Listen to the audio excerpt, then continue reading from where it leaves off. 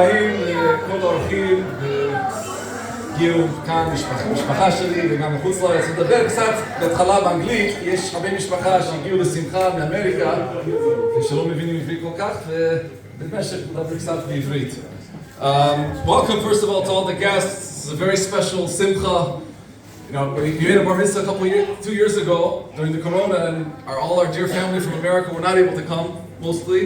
So it's very special that this time, Baruch Hashem, we were able to have much of the family come, and it's a tremendous simcha.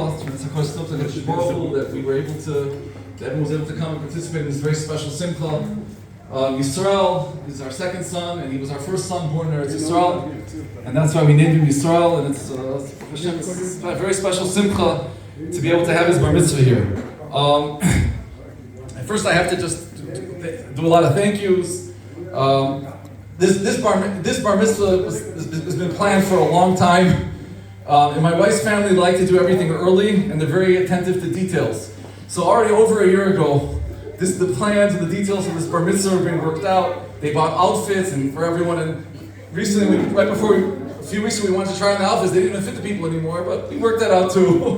And it was, you know, but Baruch Hashem, it's a very beautiful simcha to my wife, and my daughter Shalva, who's very involved in everything, like a second mother, and of course to my mother-in-law, who brought in a lot of the family from America, and really made this a very special simcha. And of course, my brother-in-law Yitzchak and his wife bring all their kids. Even little Ahuva wasn't easy, but in the plane. But they decided to bring her. We're very happy to meet all of them. It's been the first time we met a lot of our cousins. It's been a very beautiful, happy family reunion. Hopefully, it'll be a wonderful trip. So very much to Carson Tov, and thank you to all of them.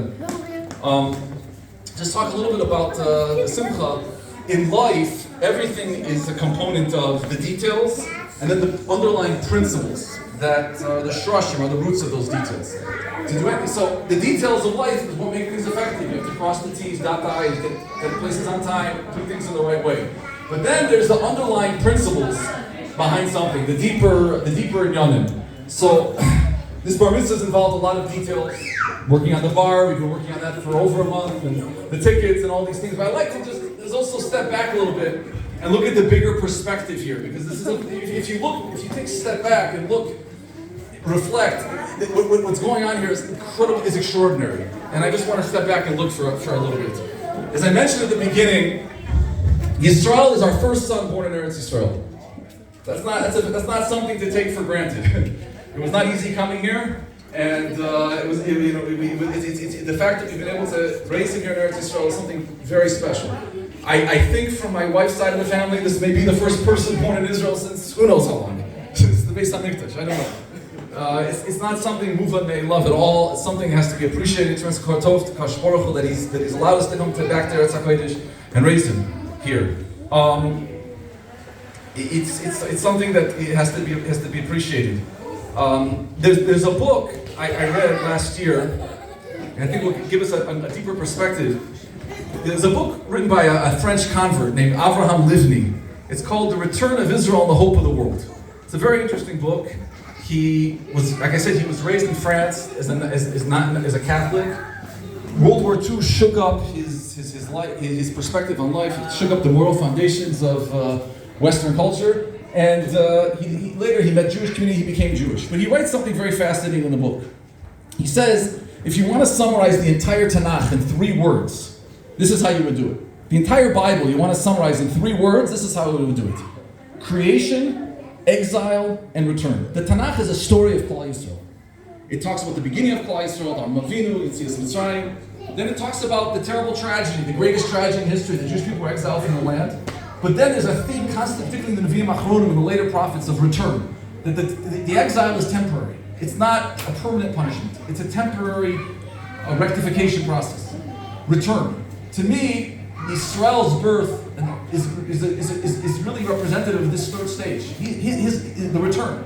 The return of Am Yisrael to Eretz HaKodesh. The return of Am Yisrael to its glory.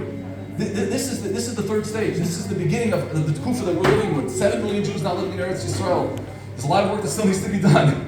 But you see, we're beginning Kibbutz Goliath. So to me, on a deeper perspective, the birth of our first son in Eretz Yisrael, I wanted to call him Yisrael after Eretz Yisrael. This is really represents the third stage of the Tanakh, which is the return.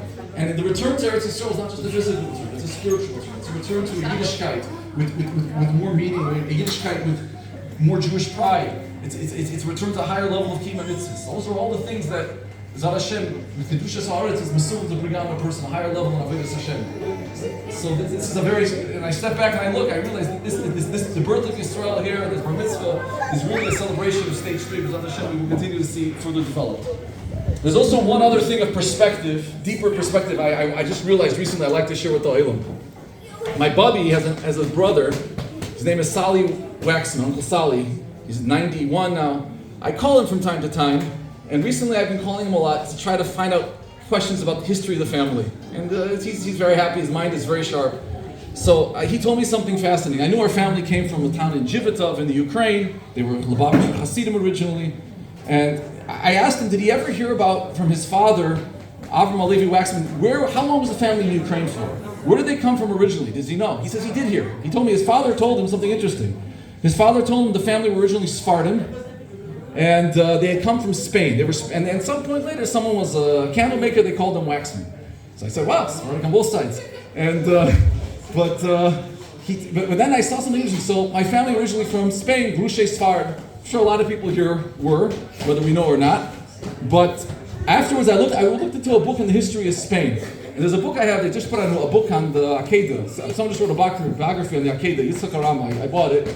And he talks about the beginning of the history of Spanish Jewry. My question was, when did Spanish Jewry start? That was what I want to know. So he quoted something very interesting. He quoted that Rav Sadia Gaon wrote a Pirush on Eicha. And Rav Sadia Gaon writes in his Pirush on Eicha that he himself came from Spanish Jews, and his Messiah was that the Spanish Jews originated from Beitar. After the Bar Kokhba revolution, unfortunately was destroyed, one of the things happened like Tisha B'Av 70 years after the Churban, it was those Jews from Beitar who were exiled to Spain. That was the Messiah of Sadia Gaon. He writes it on his Pirush on Eicha, on Tanakh. So I was thinking to myself, wow, this is going to have even much more perspective. We are originally the people of Beitar from the ties of Bar Kokhba. We were exiled to Spain, then to Ukraine, then to America, and Baruch Hashem, we're celebrating Yisrael's Bar Mitzvah back in Beitar. This is a full circle. This is a tremendous simcha. The original Beitar is in Patir and Karpegin, very close by. So, Kibbutz Goli is Chaste Hashem ki loisom, Baruch Hashem to raise a son in Eretz Yisrael to learn Torah, to learn the Tanakh, to learn Mishnayos, and Kedusha V'Tara, and Eretz HaKodesh, in a city like Beitar, where there's such high standards of Torah and Tznius and everything. It's a simcha, it's a tremendous akros tov of Baruch Hu. To my wife, who's worked very hard for us to be able to live here. And again, tremendous thank you to everyone, to my mother-in-law for bringing everyone in, to all the guests. Thank you very much for sharing in our simcha. And this is really a simcha of the return of Klal Yisrael to Eretz HaKodesh. Thank you.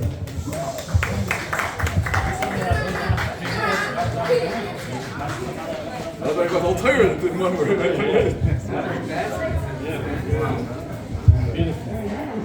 Back to where you started.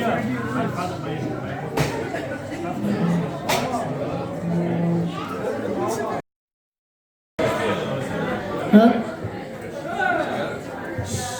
Ready? I would like to welcome all the guests.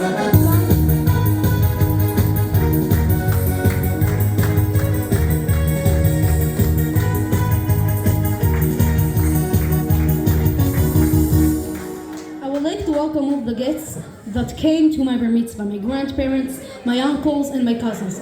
Thank you all for coming. בסוף פרק ט' של מגילת אסתר כתוב בפסוק: והימים האלה נזכרים ונעשים. ומכאן ישנו ציווי מדברי קבלה, לקרוא את המגילה בפורים. ודין מדברי קבלה חמור יותר מסתם דין רבנן, שדין קבלה הוא מהנביאים.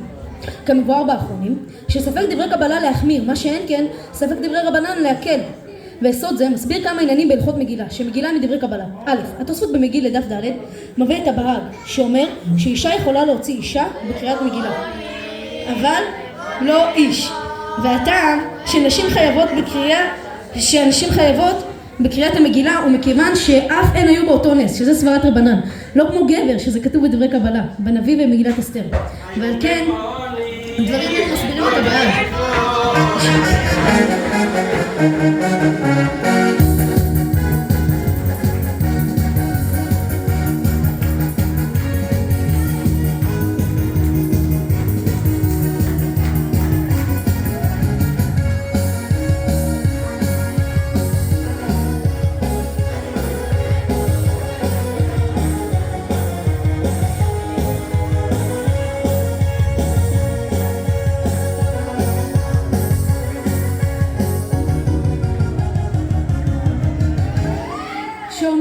יכולה להוציא רק אישה אחרת ולא גבר, מכיוון שזה דברי קבלה וזה דברי רבנן, ודברי קבלה חמורים יותר, והם שתי דינים שונים. ונמשיך ביסוד זה לתרץ שאלה נוספת של התוספות, בדברי המשכיל רבי יהודה בדף י"ט עמוד ב', ששם התוספות שואלים, מדוע ילד קטן אינו יכול להוציא מבוגרים בקריאת מגילה? הרי לפי יסוד זה אפשר לתרץ תירוץ פשוט, שקטן חייב רק מדין רבנן, דין חינוך, אבל מבוגרים יש להם חוב חמור יותר מדברי קבלה. ואדם שיש לו חיוב רבנן אינו יכול להוציא אדם שיש לו חיוב קבלה. ומכיוון שערב ראש חודש אדר, אני רוצה להסביר דבר נוסף שקשור למגילת אסתר.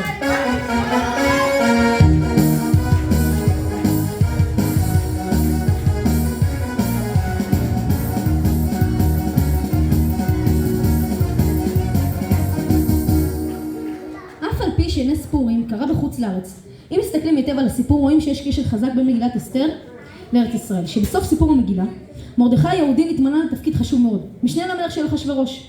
אבל רואים בספר נחמיה פרק ו' שמרדכי חזר לארץ ישראל אף על פי שהיה לו תפקיד מאוד מיוחד, ורואים שעזב את הכל כדי לקיים את מצוות וירשת בה, שזה מצווה מהתורה לגור בארץ ישראל.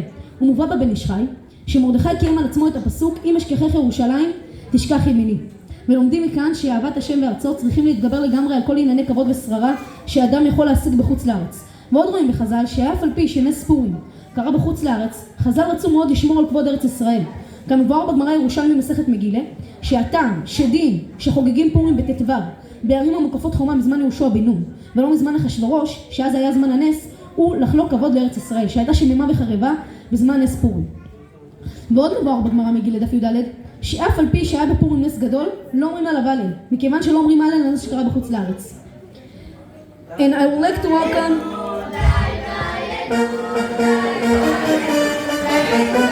I would like to thank again all the cousins for coming. Thank you. תודה רבה לכולכם.